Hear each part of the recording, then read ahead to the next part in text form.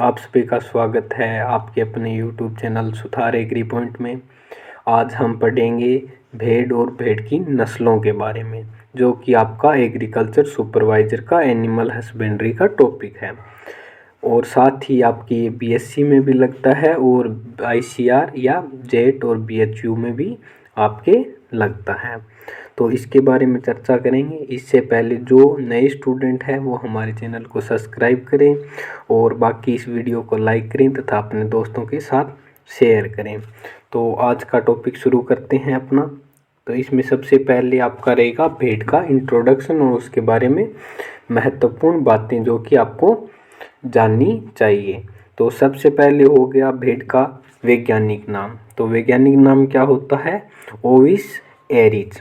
और इसके बाद आपका होता है कुल कौन सा है। तो इसको यानी भेड़ का कुल कौन सा होता है? बोविडी कुल होता है। और भेड़ में गुणसूत्रों की संख्या कितनी होती है? 2n बराबर 54। और नवजात बच्चा यानी भेड़ के नवजात बच्चे को क्या कहते हैं? लैम्ब या मेमना। तो और इसी के साथ भेड़ के एडल्ट यानी प्रौढ़ मादा को क्या कहेंगे? ईव या डेम। और प्रौढ़ नर को क्या कहेंगे? रेम। इसी के साथ वयस्क मादा, और वयस्क मादा को क्या कहेंगे? Female lamb. और वयस्क नर को क्या कहेंगे? Male lamb. ठीक है। नेक्स्ट अपना रहेगा इसके अंदर यानी इसके साउंड को यानी भेड़ के साउंड को क्या कहते हैं? ब्लाउटिंग। और गेस्ट्रेशन पीरियड यानी गर्भकाल कितना होता है भेड़ का? 148 दिन। और बद्धियाकृत नर को क्या कहते हैं? भेड़ के बद्धियाकृत नर को कहते हैं विदर। ठीक है। और इसके मांस को कहते हैं मटन या मटन कहते हैं, यानी भेड़ के मांस को क्या कहते हैं? मटन कहते हैं। बॉडी टेम्परेचर यानी भेड़ के शरीर का तापमान कितना होता है? अगर सेल्सियस में बात करें तो होगा 39 डिग्री सेल्सियस। और फारेनहाइट में बात करें तो कितना होगा? 102 डिग्री फारेनहाइट। ठीक है। ऊन उतारने की क्रिया को क्या कहते हैं? शियरिंग। और भेड़ में श्वसन दर होती है 12 से 18 बार प्रति मिनट। एक्ट ऑफ मेटिंग यानी मैथुन की क्रिया को यानी भेड़ में मैथुन की क्रिया को क्या कहते हैं? टपिंग कहते हैं। इसी के साथ अपन नेक्स्ट रहेगा एक्ट ऑफ पास्चुरिंग यानी बच्चा देने की क्रिया को क्या कहेंगे? लैम्बिंग। नेक्स्ट रहेगा आपका यानी ग्रुप ऑफ एनिमल यानी भेड़ों के समूह को क्या कहते हैं? फ्लोक। और अपने राजस्थान में या हिंदी भाषा में इस बात करें तो क्या कहते हैं? रेवड़। ठीक है। क्योंकि आपका ये राजस्थानी शब्दावली भी पूछ रखी है तो उस हिसाब से आपको ये पता होना चाहिए। दूसरी बात ये कि नाड़ी गति यानी नाड़ी गति इसकी कितनी होती है? 60 से 80 बार प्रति मिनट। भेड़ की नाड़ी गति होगी 70 से 80 बार प्रति मिनट। यानी पोवर्टी या यौनारंभ का प्रारंभ कब होता है भेड़ में? 15 से 18 माह की उम्र में। फिर होता है भेड़ का ओस्ट्रस साइकिल यानी मध्य चक्र अवधि कितनी होती है? 15 से 18 दिन। और ऑन एवरेज कितनी मानते हैं? 16.5 दिन। ठीक है। इसका हीट पीरियड होता है यानी मध्यकाल अवधि होती है वो होती है 1 से 3 दिन की।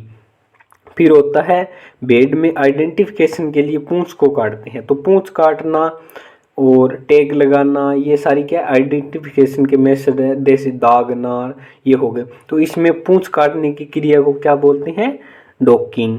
इसके बाद आता है आपका भेड़ को परजीवियों का म्यूजियम कहते हैं। ये इसे इसलिए कहते हैं क्योंकि भेड़ में घने बाल होते हैं तो इसमें क्या है? परजीवियों का आक्रमण जल्दी होता है। और भेड़ों पर परजीवियों का आक्रमण जल्दी होता है और वो उन्हें शरण भी देती है। तो इसलिए क्या होता है कि भेड़ों को क्या कहता जाता है? परजीवियों का म्यूजियम।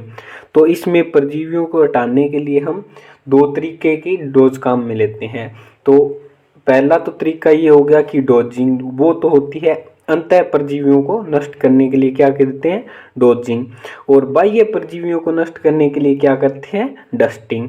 तो ये दोनों भी आपको पता होना चाहिए। इसके बाद है भारत में सर्वाधिक भेड़ें कहाँ पाई जाती है? तेलंगाना और आंध्र प्रदेश।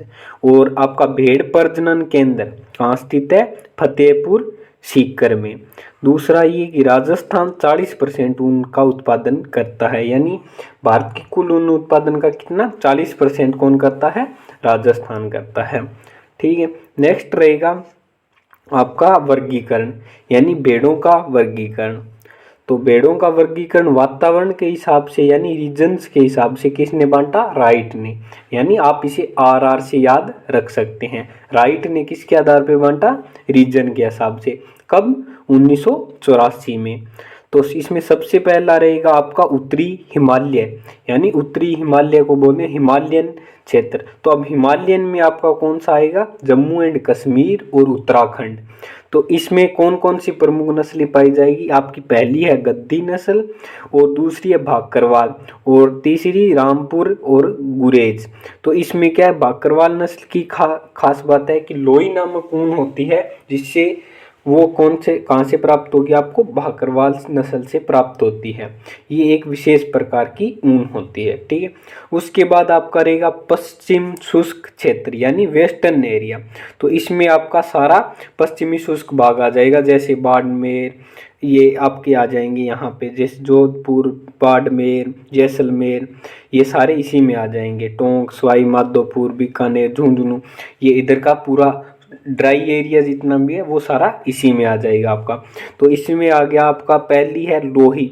ये वैसे पाकिस्तान में पाई जाने वाली नस्ल है और सबसे लंबी भेड़ होती है, यानी इसकी लंबाई ज़्यादा होती है, ठीक है। तो ये हो गई आपकी पहली नस्ल लोही। फिर इसके बाद आपकी आती है बीकानेरी या पुगल।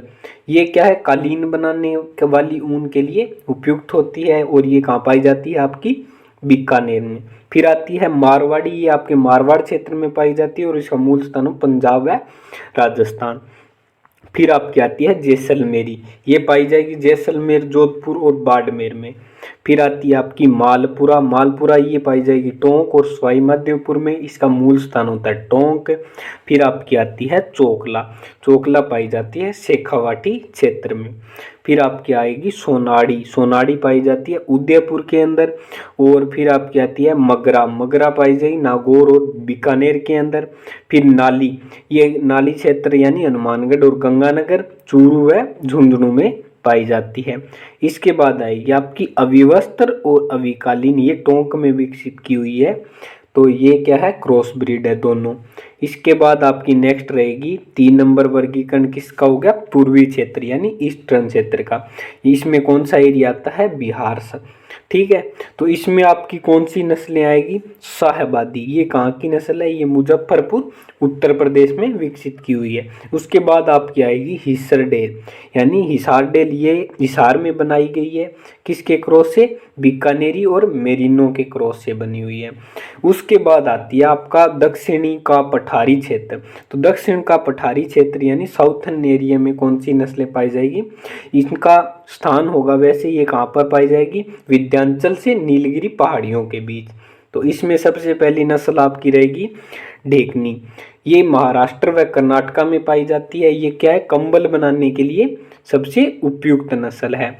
इसके बाद आपकी आएगी नल्लोर, नल्लोर क्या? आंध्र प्रदेश में पाई जाती है। यह भारत की सबसे ऊंची नस्ल है। जैसे कि आपको वो पाकिस्तान वाली थी, वो क्या थी? ऐसे लंबी थी, और ये क्या है? ऐसे ऊंची है, यानी ये इसकी हाइट ज़्यादा है और इसकी क्या है? लंबाई ज़्यादा है, ठीक है। लंबाई का मतलब ये हो गया, और हाइट का मतलब ऊंचाई होगी, ठीक है। तो ये होगी इसकी क्या है? सबसे ऊंची नस्ल है। फिर इसके बाद आती है आपकी बेलारी। फिर आपकी आती है काठियावाड़, ये काठियावाड़ गुजरात में पाई जाती है। ये क्या है? कारपेट बनाने के लिए पाली जाती है, और इनकी कारपेट सबसे ज़्यादा क्या है? निर्यात की जाती है। इसके बाद आपकी आएगी नीलगिरी और मांड्या। ये मांड्या क्या है? कर्नाटक में पाई जाने वाली नस्ल है, और इसका मूल स्थान कर्नाटका है, और इसका रंग क्या होता है? सफ़ेद रंग की नस्ल होती है ये तो थी सभी नस्लों से जुड़ी हुई, एक एक या दो दो जिनसे थोड़ी बातें रिलेटेड थी, वो सभी नस्लें यहाँ पे आ गई, ठीक है। इसके बाद आपकी जो सुपरवाइजर में लगती है उनकी हम डिटेल स्टडी करेंगे आगे। इससे पहले आप देख लेते पेल्ट किसे कहते हैं।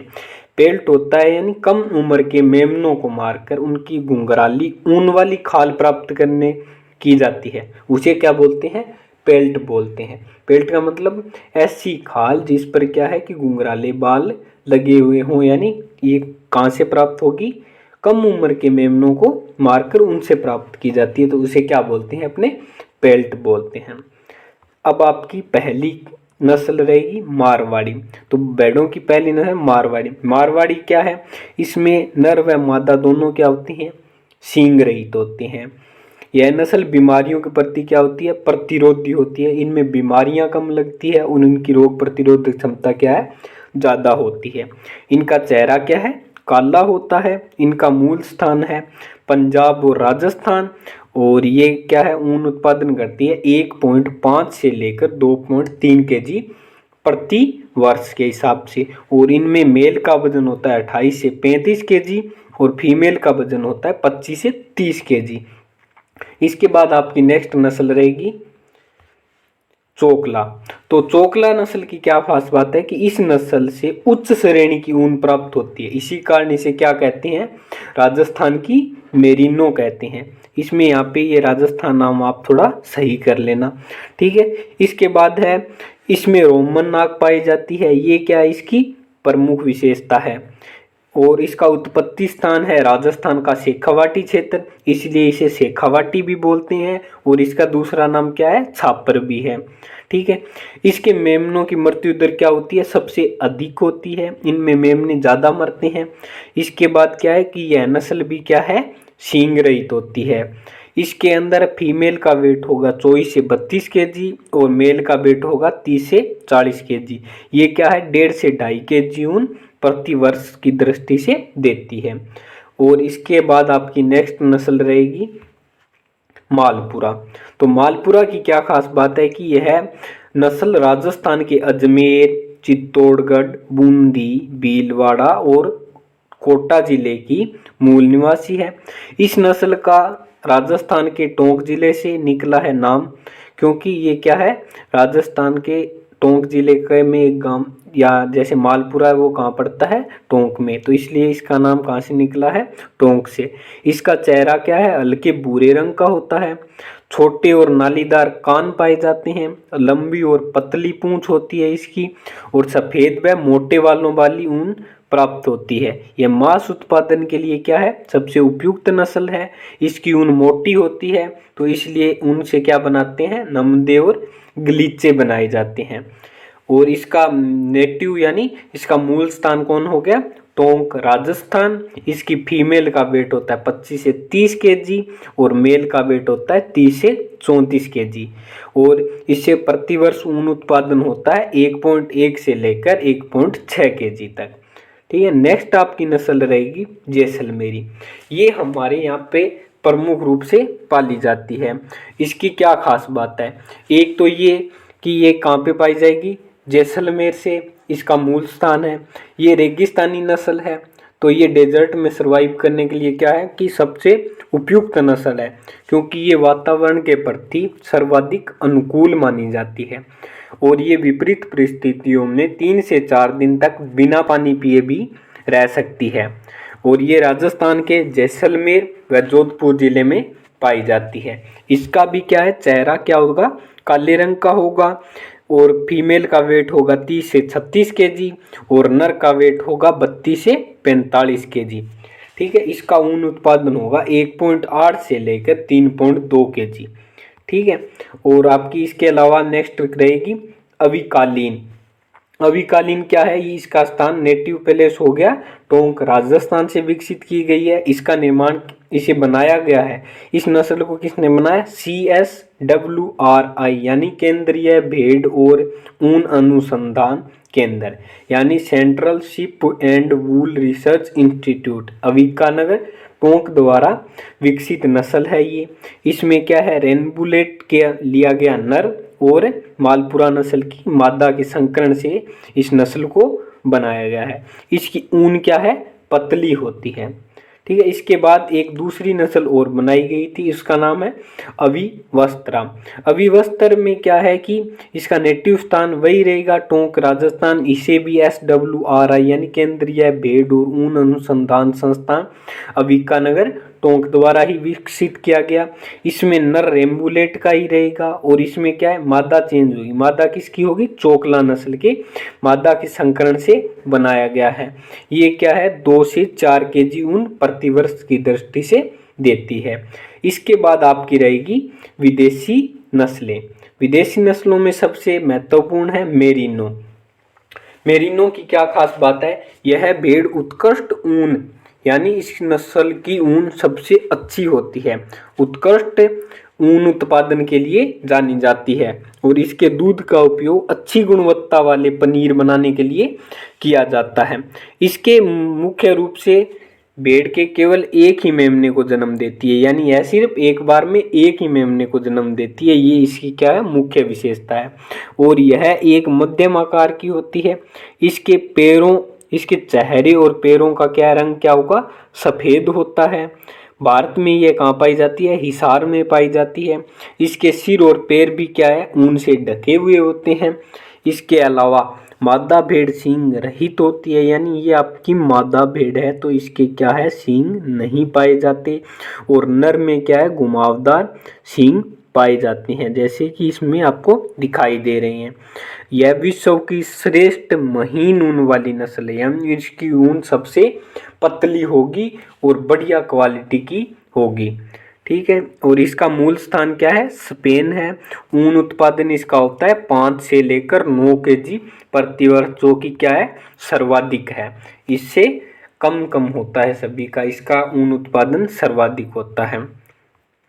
उसके बाद आपकी रहेगी विदेशी में क्राकुल नस्ल। तो क्राकुल नस्ल की क्या खास बात है कि इसकी मादा है वो क्या होगी, सींग रहित होगी और नर में क्या है सींग पाई जाएंगे, ये देख लीजिए आप। और इनके मेल का वेट होगा 90 केजी और फीमेल का वेट होगा 60 केजी, यानी नर का 90 और फीमेल का 60। ठीक है, और इससे क्या है पेल्ट के लिए पाला जाता है, यानी यह क्या है नस्ल पेल्ट बनाने के लिए पाली जाती है। और इसका नेटिव यानी इसका मूल स्थान हो गया एशिया। इसके बाद आपकी तीसरी और लास्ट बस्ती है विदेशी नस्लों में रेम्बुलेट। इसके बारे में कहीं पे कुछ ज़्यादा डिटेल नहीं दी हुई होती, इसके बारे में यही है कि ये द्विप्रयोजनी नस्ल है और इसका भी मूल स्थान क्या है स्पेन है। ठीक है, तो आज का वीडियो आपको कैसा लगा इसके बारे में आप हमें कमेंट सेक्शन में ज़रूर बताएं।